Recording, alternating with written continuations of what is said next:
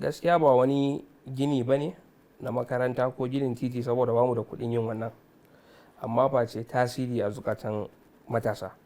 Akwai maganan da marubuci da ma'aboci falsafa Rumi yake magana cewa su sufaye kabarinsu ba a ƙasa yake ba, a cikin zukatan mutane yake. So duk da ni ba sufi ba ne, A'a ba za mu gane haka ba. amma wannan gaba ina so in ari kalamai ko hikiman shi Rumi. Gaskiya tasiri nake so na bari a zukatan matasa, yanda yau ko bana nan zai kasance dalilin wa'adi da na yi a majalisar matasa. Yau an canza rayuwar koda mutum ɗaya ne, ya samu dama ta karatu, ya samu daman kasuwanci, ya samu daman ci gaba daga inda yake, ko kuma shaye-shaye yake yi dalilin wayar da kai da muke yi, yau ya daina, harkan daba yake ya daina. To ni gaskiya abin da nake so a kalla kenan, a ce yau ga matasa da muka canza rayuwarsu dalilin wani tsari da muka fito da shi daga majalisar matasa.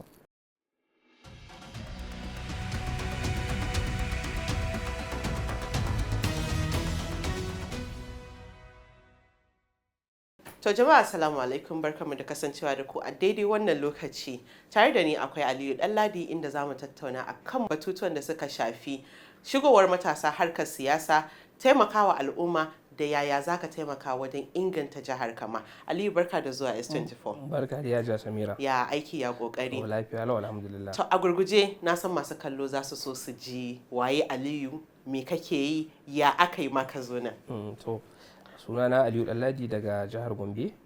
Ni marubuci ne kuma dan gwagwarmaya mai rajin cigaban matasa da cigaban al'umma. Saura ɗayan. Wane? Na ko kakakin majalisar matasan jihar Gombe. Kakakin majalisar matasan jihar Gombe. Tabbas. Yawwa. A duk lokacin da matashi ya taso, yana da wani buri a rayuwar shi. Menene wannan abin da ya baka wannan karsashin na ganin cewar bari ka shiga a dama da kai a duniyar matasa da ake ciki? To tabbas ni mutum ne mai son gani na kawo ci gaba al'ummata, kuma musamman abin da zan iya yi a karan kaina. To tun ina karami na tashi da irin wannan tunanin, ta yaya zan yi gana kawo sauyi a al'ummata, wanda to kuma tun daga wannan lokacin muke ta kokarin gwagwarmaya harkokin ɗalibai, tun daga harkokin ɗalibai dai haka muka fara, har aka dawo muka gama jami'a, aka zo ana gwagwarmaya a cikin al'umma na ganin ta yaya za a kawo sauyi a community. Tun daga nan har Allah ya sa muka tsinci kanmu a nan wannan majalisar matasan jihar Gombe, inda muke kokarin kawo sauyi game da tsarurrukan gwamnati wanda suka shafi matasa, da kuma ta yaya za mu ba matasa tallafi harkan karatunsu, harkan kasuwancinsu, da kuma al'amuran yau da kullum. Ta yaya ka fara? Menene abu guda ɗaya da yau ya sa ka ji kai lokaci yayi da ya kamata ni ma in shiga wannan bangaren a dama da ni, har ta kai ga yanzu kai ne kakakin wannan majalisar? So kamar yadda na ambata tun farko, mun dan kwana biyu muna gwagwarmaya abin da ya shafi matasa da ɗalibai, wanda to babban abin da ya ban sha'awa na shiga majalisar matasa shine duk irin gwagwarmaya da kake yi kana buƙatar tsani wanda zai kawo sauƙi abubuwan da kake yi.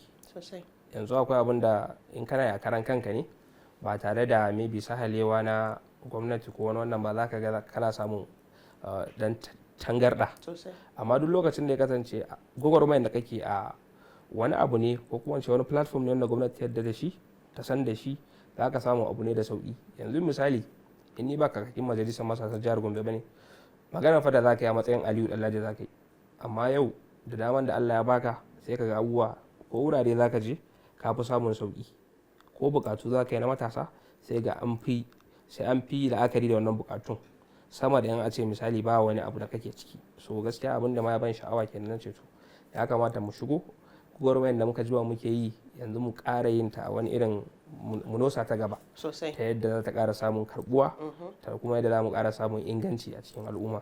Ina son in tambaye ka, a matsayinka na kakakin majalisa, yaya kake kokarin kaga cewar kun sami jituwa da gwamnati, kuna tafiyar da aiki yadda za ku yi cuɗe ni in cuɗe ka, kamar su taimaka muku kuma ku taimaka musu? Saboda a yanzu dai dole kamar kuna jingina da juna ne, saboda ku ga cewar kun gudu tare kun tsira tare. Ya mu'amalar ku take da gwamnatin jihar Gombe? So gaskiya mu'amalar mu kyakkyawa ce da gwamnatin jihar Gombe, kama daga majalisar jiha wanda sun jima suna ba mu gudunmawa da tallafi, saboda a fadar majalisar muke zaman mu na majalisar matasa.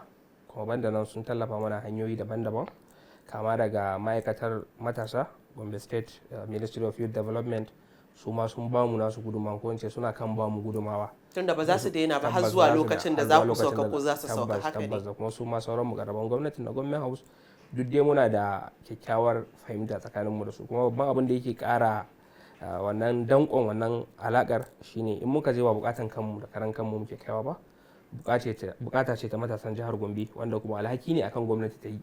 So kamar dai mun sauƙaƙa mata aikinta ne, akwai abin da ya kamata ta yi directly amma mu muke shigowa mu yi. Mu kuma a irin taimako da muke gwamnati shine akwai kyawawan manufofin gwamnati, abin da ya shafi wayar da kan matasan, abin da ya shafi tsarurruka da yawa na tallafa musu harkar noma, kiwo, kasuwanci da sauransu. So sai muka kasance kamar tsani tsakanin gwamnati. In gwamnati tana so ta yi abu da ya shafi matasa, mu za ta nemo. Idan matasa suna so a isar musu da sako wurin gwamnati, ku za a nema, haka ne. Dole ku zama tsani a tsakanin su. Kuma na ji daɗi da kai magana akan cewa kuna da kyakkyawar alaka da gwamnatin jiha, saboda ko me za ku yi idan ba ku samu fahimta a tsakanin ku da gwamnatin ba, za ku ga ba kwa jin daɗin aikin, su kuma za su ga kamar kun zo ne kuna nema ku kawo musu tangarɗa a nasu aikin. Tambaya ta gaba, Malam Aliyu, yaya kake ƙoƙarin ganin cewar wakilan da kake da su a ƙananan hukumominku, yaya kuke ƙoƙarin ganin cewar wa'inda suke ƙananan hukumomin nan sun isar da saƙo gare ku ba tare da an samu wata tangarɗa ko jinkiri ba? Saboda samun saƙo da wuri a gare ku shi zai sa har gwamnati ta san da abubuwan da ke faruwa a jihar ta kuma mai da hankali a kai. Sauƙin da muka samu shine da yawa membobin majalisa matasa yawanci mazauna yankunansu ne. So duk abin da ya taso a yankinsu za ki samu abin da yana da sauƙi su samu labarin abin da ke faruwa. To mu kuma akwai hanyoyin sadarwa da dama da muke tattaunawa tsakanin ku. Yawa akwai online WhatsApp, wani lokaci a yi kiran waya, wani lokaci a yi SMS, akwai kuma wanda suke cikin gari wanda muke zama kullum, muke zama da su mu tattauna. To sai abin sai ya kasance akwai sauki, kuma da yawa wanda suke cikin majalisan zaman yan gwagwarmaya ne, tun kafin su zo majalisan ma sun jima suna wannan harkokin da ya shafi cigaban matasa. So ba baki bane a cikin duk abin da ake yi. To sai ya zama abin yana da sauki, duk abin da ya faru za su sanar da mu ga abin da ya kamata a yi, ko kuma a ga shawaran da muke tunani ya kamata ita majalisa ta yi, ga abin da ya kamata a gabatar wa gwamnati. Abu na gaba da nake son mai magana akai shine yaya kake kokarin ganin cewar baka bar abin da ya zama na zai inganta rayuwarka ba ka dora shi ka cokan akan harkar siyasa, tunda yanzu dai siyasa ta fi karfi a lamarin rayuwarka. Yaya kake kokarin ganin cewar okay, wannan abu ne da ya shafe ni, kar in manta da cewar ni ma fa yana da kyau in inganta rayuwata, ka tarkata ka cokan al'amuranka ka dora su akan siyasa. Duk wanda yake so ya samu ci gaba a rayuwarsa, zaman bare bar gaba ɗaya abin da ya shafi ci gaban karan kansa gaba ɗaya ce ya koma wani abun daban ba. Amma dai gaskiya abin da ya shafi alhakin al'umma kusan dai shi na fa ɗauka a kaina, saboda a kan shi ne za a tambaye ni, a kan shi ne na yi rantsuwa cewa zan yi iya ƙoƙari na gana kare martaba da kuma martaban matasan jihar Gombe. Amma still abin da ya shafi karatuna da kasuwanci na wanda nake na wasu wuraren duk su ma dai ban watsar da su ba. In ka watsar zaka ji a jikin ka. Dan jira musamman gaskiya wannan lokaci. So haka dai nake kokari, wani lokaci zaka kasafta lokacin ka ne, ka bada awa kaza wa abu kaza, ka bada awa kaza wa abu kaza. Kuma saukin abun shine wasu harkokin da nake yi akwai abun da koda baka wurin a karan kanka zaka iya maybe online, zaka yi discussing, maybe harkan consultancy ne zaka iya services, ba lalle sai kana wurin ba. Sosai abun ya zo min da sauki gaskiya. Kuma kamar yadda na faɗa din, mutum ya kasafta lokacinsa ya kasance ya samu wannan discipline din, shine abu mai sauki gaskiya. Duk wanda za a tambaya waye Aliyu zai ce ya san Aliyu a marubuci. Ka tsaham sai muka ga ka bata daga doron rubutu. Kafin ka bar doron rubutu ka rubuta wani littafi. Meye abin da ya kawo karsashin ma har ka ji oke bari na zauna na zo na rubutu akan abin da ya shafi Sahel region? So ina ga zan fara da dan setin hamma da gyaran kafurito. Ban bar doron rubutu gaba ɗaya ba, amma na fahimci bayanin naki, saboda gaskiya yanzu ba kamar da za a ce ba. Yawwa ka dai bari din tunda yaushe rabon da ka zauna ka ce ka yi rubutun peji 8 cikakke. To a shekarar nan dai na yi. To wannan shekara? To yanzu aka fara shekarar, mu ci gaba da tafiya. So gaskiya abin da ya ban sha'awa na rubuta littafi, musamman abin da ya shafi shiyan arewa maso gabashin ƙasar nan, akan abin da ya shafi Boko Haram da dai sauransu, kusan yadda na fahimci cewa akwai karancin rubuce-rubuce a wannan fanni ne, musamman rubuce-rubucen adabi.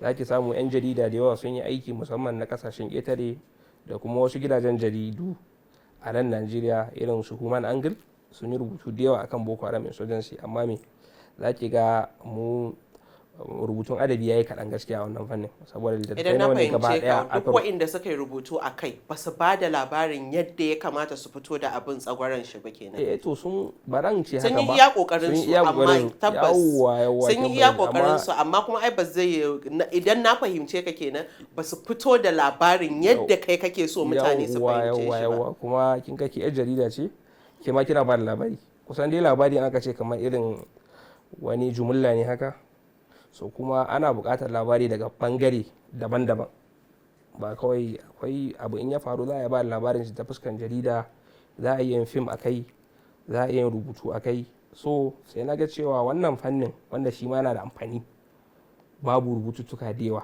a kai, na ga to kuma babu wanda yake da alhakin yin wannan rubutun kamar mu da muke yankin muka fuskanci wannan abin da ya faru. Ko da wani zai ce a Gombe ba a samu matsaloli kamar irin su Borno ko Yobe ba, amma duk da aka ai mutane da yawa da suka yi gudun hijira daga Borno Yobe irin su Gombe Bauchi suka dawo, ko banda aka kuma Gombe an samu bomb blast ba so ɗaya ba so biyu ba, so kin ga abu ne wanda ya shafe mu na kai tsaye, so sai muka ga ba wanda yake da alhakin da ya wannan rubutun face fiye da mu da muke zauna a wannan yankin.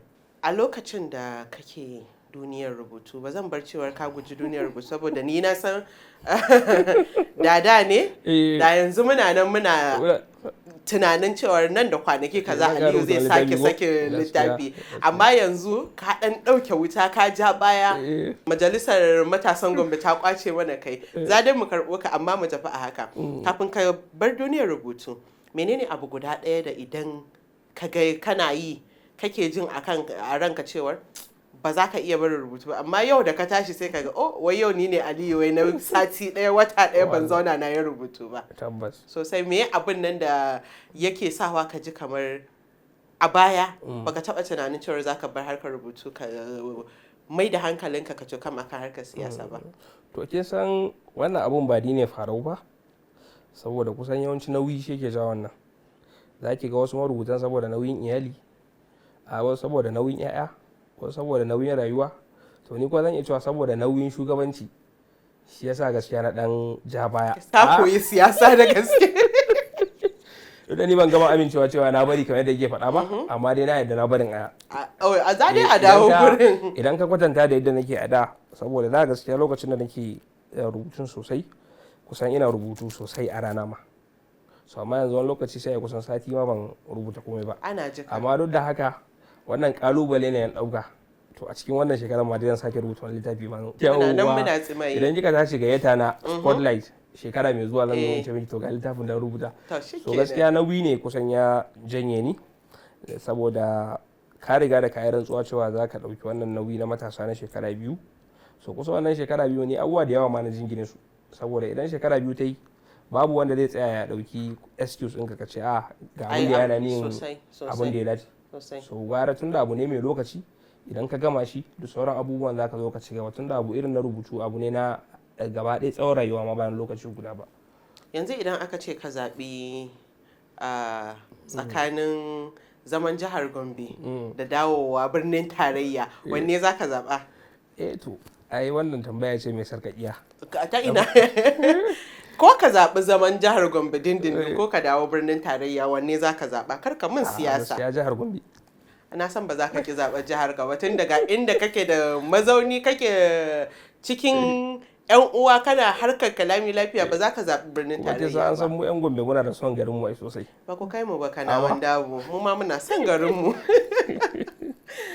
Yanzu misali a gabar da kake kai ta kakakin majalisar matasan jihar Gombe, menene abu guda ɗaya da kake so ko bayan babu kai idan an kalla za a san cewar kai yi shi, kuma kai ma ko bayan ba kai in ka waiwaya za ka ji farin ciki a ranka na cewar ka bar wani abu na tarihi ko wani abu na farin ciki da idan wani ya zo ya karɓi kujerar daga hannunka zai ɗora daga nan? Gaskiya ba wani gini ba ne na makaranta ko ginin titi, saboda bamu da kuɗin yin wannan, amma face tasiri a zukatan matasa.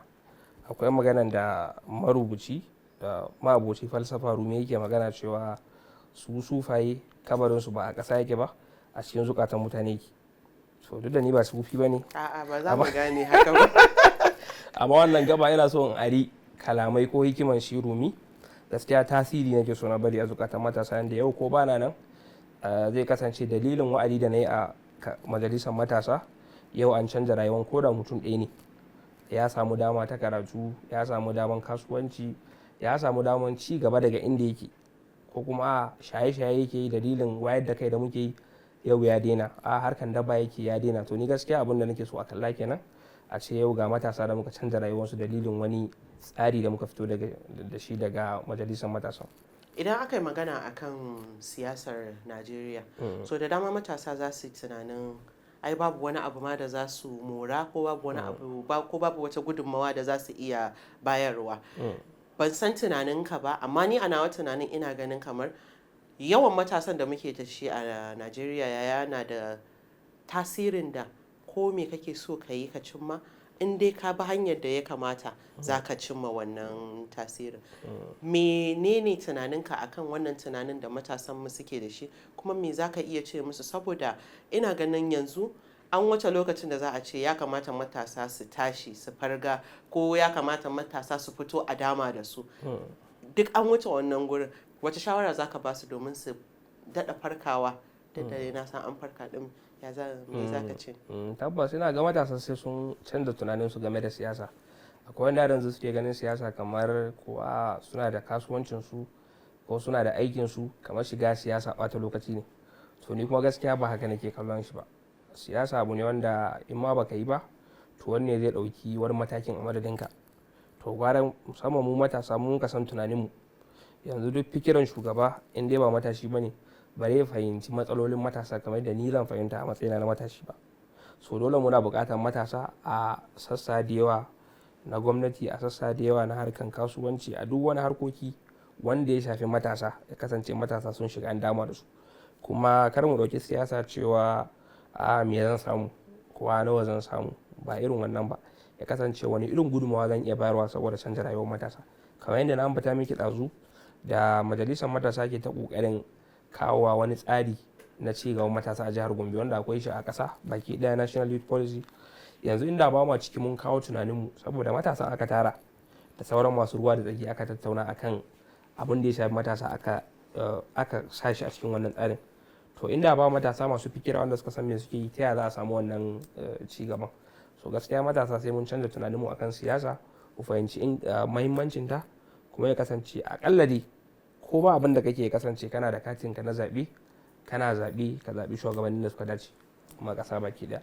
Misali yanzu idan majalisar matasan Gombe sun kawo wani tsari ko wasu dokoki da suke so gwamnati ta wallafa ko ta sa hannu a kai, yaya take karɓan irin wannan tsare-tsaren, duba da yadda in an zo sa hannu akan doka ko a ma inganta ta a implementing ɗinta ta zamana tana aiki, baya saurin yiwuwa? Yaya kuke samun wannan matsala a tsakaninku da gwamnati?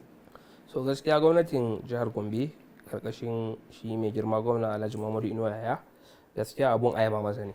Saboda tun daga majalisar dokokin jihar Gombe ma, kusan duk wani bill da suka yi passing, kusan wata doka kenan, za ki samu an aiwatar da ita. Akwai wanda aka yi creating ma'aikatu da dama a Gombe. Ɗaya daga ciki akwai ma'aikatan mutane masu bukata ta musamman, Commission for Persons with Disabilities kenan a Gombe. So mu ma daga majalisar matasan jihar Gombe, duk wani koke-koke da muke kawo gwamnati, gaskiya tana saurara. Kuma dama hanyoyin kusan biyu ne, ko mu kai ta hannun majalisa ko mu kai ta hannun ma'aikata, wato ministry kenan. So duk abin da muka kai, ko da za a samu jinkiri, amma da ƙarshe dai abun yana aiwatuwa, yana yiwuwa, suna nutsuwa su ga sun aiwatar da wannan abu. Tabbas. A cikin sa'o'i kalilan, wani sako kake da shi ga matasan Najeriya akan yanayin tafiyar da mu'amala tsakanin su da shugabanni? To gaskiya abu na farko shine matashi ya nemi ilimi, saboda duk abin da kake yi, mu'amala ko da iyalanka ne, babu abin da zai baka misali inganci da kuma nagarta a cikin mu'amalanka face a ce kana da ilimi, ka san abin da ya kamata ka yi, ka san abin da bai kamata ka yi ba. So su ma matasa abin da ya kamata su fara yi kenan, ya kasance sun nemi ilimi na addini da na zamani da kuma na rayuwa na mu'amala kenan, yadda za su fahimci wani mu'amala ya kamata su yi da gwamnati da kuma al'umma baki da. So kamar duk wanda ya sani dai ni mutum ne mai kokarin inganta harkokin ilimi. So har ila yau ina ƙara ba wa matasa shawara da cewa su rungumi ilimi da hannu bibbiyu, saboda an ce bayan ilimi babu talauci kuma babu tozarci. Malam Aliyu, muna godiya da zuwa S24 TV. Masu kallon mu duka a nan muka da sa'aya a wannan shiri na musamman, inda muka gayyato muku bakonmu na wannan mako, Aliyu Danladi. Kun da ji tattaunawar da muka yi da shi, kuma muna fatan za ku kasance da mu a wani mako in Allah ya kai mu. Mun gode.